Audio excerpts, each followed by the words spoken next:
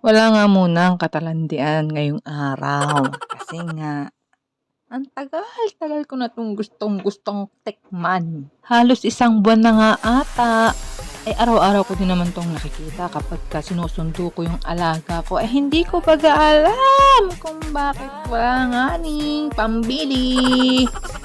Sa halagang $28 ay hindi pa makabili. Meron.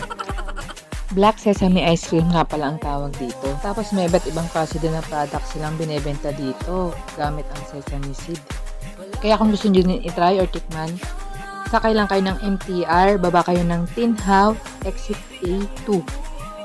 Tapos minsan na nga laang makalabas ng bahay ay garini pa ang makikita. Ay aroy!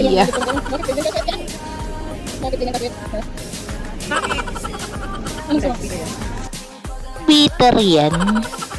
Balik na tayo sa ice cream bago tayo lambingin. Langgamin. Dito nga pala to sa Hong Kong. Kung gusto nyo din itry, search nyo na lang kung may mas malapit sa inyong lugar. Basta sobrang saya ko ngayong araw. Ayun siya, sige na.